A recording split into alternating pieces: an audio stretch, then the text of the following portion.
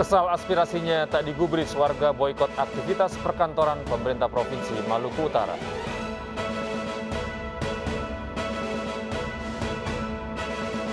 Kebakaran menghanguskan 3 rumah di pemukiman padat penduduk di Samarinda, Kalimantan Timur.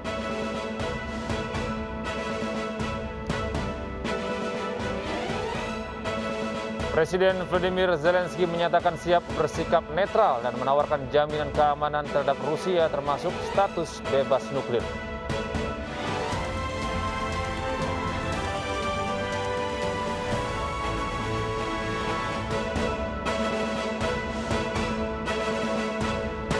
Selamat pagi pemirsa, kami hadir kembali dalam Anyus Pagi melengkapi informasi Anda pada pagi hari ini. Selain 3 berita utama tadi, kami juga akan hadirkan beragam informasi penting lainnya. Bersama saya Gede Satria, inilah Anyus Pagi selengkapnya untuk Anda.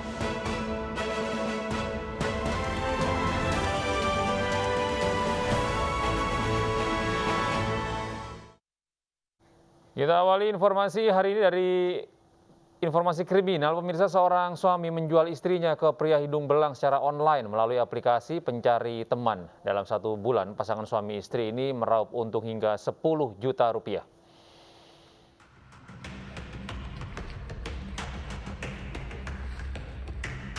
Polisi menggerebek rumah kos yang menjadi sarang prostitusi di kota Serang, Banten.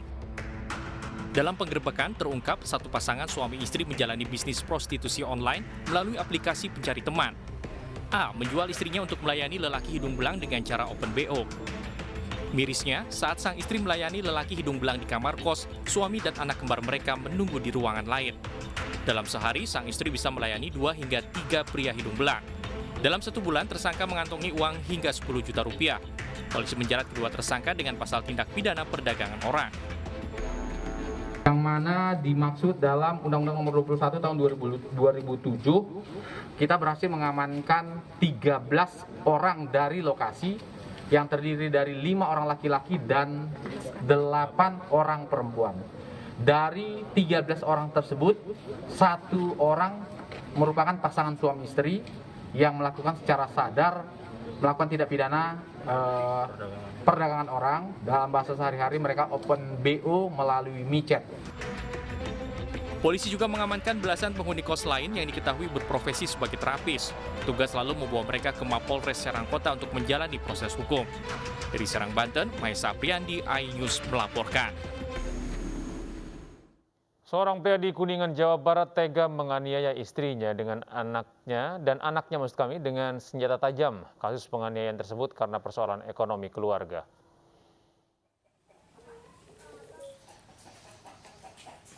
Warga Dusun Puhun, Desa Pangkalan, Kecamatan Ciawi Gebang, Kuningan, digegerkan dengan kasus penganiayaan seorang pria terhadap istri dan anaknya. Pelaku menganiaya istri dan anaknya dengan senjata tajam hingga terluka parah. Akibatnya, sang istri yang bernama Santi kritis dan dirawat di rumah sakit. Sementara putri pelaku alami luka di kepala dan dirawat di Rumah Sakit Mitra Husada, Ciawi Gebang. Dan satu lagi anak bungsu pelaku diamankan tetangga yang membantu. Pelaku dilumpuhkan warga dengan cara dikepung sebelum akhirnya diserahkan ke polisi. Insiden ini dipicu masalah keluarga, terutama ekonomi, karena pelaku bekerja serabutan. Pelaku bahkan sempat mengajak keluarganya untuk bunuh diri. Ekonomi, Pak. Ekonomi? Bentar nomor HP-nya tuh, abdina tuh ayah. Ya, terus apa lagi? Terus abdina gapil koordinasinya ya. Kalau yang anak dia apa ya? Siap. Anak sama di Bacok. Bacoknya ke arah mana kalau anak? di kapal. Kepala bagian mana?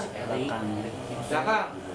Kejadiannya adalah pada subuh hari si pelaku ini sesuai dengan pemeriksaan katanya mengajak untuk membunuh diri. Namun si ibu tidak mau, akhirnya meronta di situ, keluar terlihat anaknya bangun, terlihat sedang ada keributan. Akhirnya setelah itu dikejarlah anaknya, dibacok di kepala bagian leher, ibunya melindungi, kena lagi ibunya. Polisi belum tetapkan status pelaku dan masih melakukan pemeriksaan hingga minta keterangan sejumlah saksi. Dari Kabupaten Kuningan, Jawa Barat, Miftahuddin, iNews melaporkan. Pemirsa, remaja pria berusia 25 tahun ditemukan tewas di aliran Sungai Belawan, Kecamatan Medan, Helvetia, Sumatera Utara pada Senin siang. Diduga remaja tersebut menceburkan diri ke sungai saat polisi menggerebek kampung narkoba Klambir 5 pada Sabtu lalu.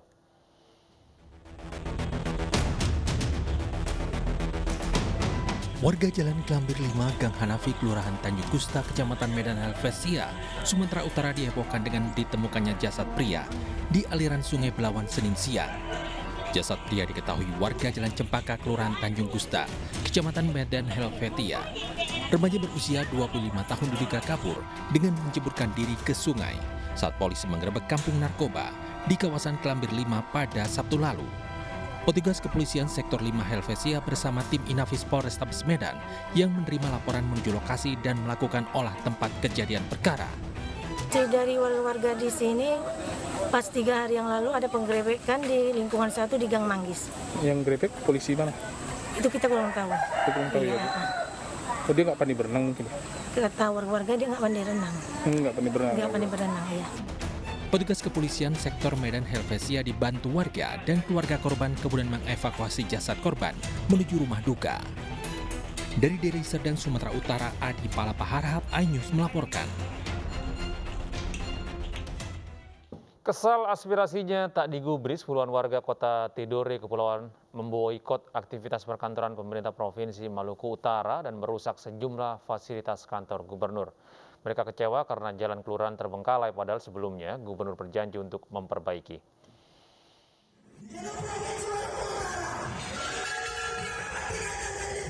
Puluhan warga Kelurahan Guraping, Kota Tidore, Kepulauan memboikot aktivitas perkantoran pemerintah Provinsi Maluku Utara. Massa meluapkan emosi dengan merusak sejumlah fasilitas dan merobek poster Gubernur Maluku Utara Abdul Ghani Kasuba. Aksi ini puncak kekecewaan masyarakat terhadap janji pembangunan jalan yang tak kunjung rampung. Kami warga masyarakat Kelurahan Guraping mendatangi kantor gubernur pada hari ini menuntut pembangunan jalan Kelurahan Guraping di RT 08 dan RT 05 yang dibangun oleh Perkim Provinsi Maluku Utara, yang kemudian tidak diselesaikan hingga hari ini, yang sudah memakan beberapa korban anak-anak kecelakaan di jalan tersebut. Sudah beberapa kali kami sampaikan hal ini kepada pemerintah Provinsi Maluku Utara, khususnya dinas terkait. Dalam aksi pemboikotan itu, massa juga menyuruh ASN yang sedang bekerja untuk pulang sampai ada kejelasan pembangunan jalan dari pemerintah. Sementara gubernur maupun pejabat berwenang belum dapat memberikan keterangan terkait kejadian ini. Dari Ternate, Maluku Utara, Ismail Sangaji, iNews melaporkan. Sementara itu, pemirsa, situasi Kota Tidore, Kepulauan Maluku Utara kini berangsur aman pasca bentrokan antara sopir angkutan dan warga. Sebelumnya, bentrok pecah karena dipicu aksi sweeping penumpang oleh supir angkutan.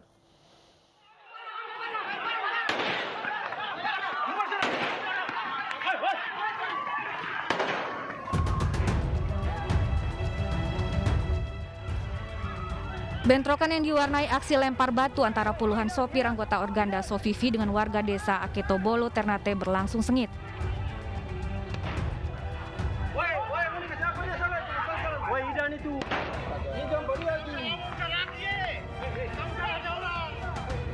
Bentrokan dipicu aksi sweeping sopir anggota Organda pada penumpang kendaraan dari Kabupaten Halmahera Tengah. Akibat bentrokan, sebuah mobil rusak. Personel gabungan TNI Polri yang tiba di lokasi langsung membubarkan bentrokan dengan melepaskan tembakan peringatan. Ini diawali dengan kejadian sebelumnya di Desa Lola, yaitu dengan adanya penghentian dan penurunan penumpang dari arah Weda. Namun hal ini sudah bisa ditangani dan sudah dikoordinasikan dengan baik, sehingga aktivitas di Desa Lola bisa berjalan dengan baik, termasuk juga di Weda. Wakil Wali Kota Tidore, Kepulauan Muhammad Senen meminta masyarakat tidak terprovokasi dengan aksi yang dilakukan sopir Organda agar tidak terjadi bentrokan susulan. Dari Ternate, Maluku Utara, Ismail Sangaji, iNews melaporkan. Tim Densus 88 anti teror Polri menangkap 16 orang terduga teroris di 3 daerah di Sumatera Barat pada hari Jumat 25 Maret lalu. 12 orang terduga teroris ditangkap tim Densus 88 Polri di Kabupaten Darmasraya, 3 orang ditangkap di Nagari Sungai Kambut, 6 orang di Nagari Ampekuto, Pulau Punjung, dan 3 orang di Nagari Sungai Dareh. Tim Densus 88 juga menangkap 2 orang di Payakumbuh dan 2 orang di Tanah Datar. Mereka berprofesi sebagai pemilik bengkel sepeda, usaha sablon, petani, pedagang, dan juga mantan tenaga honorer Satpol PP Darmasraya. Kabak Penerangan Umum Divisi Humas Polri Kombes Pol Gatot Refli Handoko mengatakan 16 terduga teroris yang ditangkap di Sumatera Barat berafiliasi dengan kelompok Negara Islam Indonesia atau NII.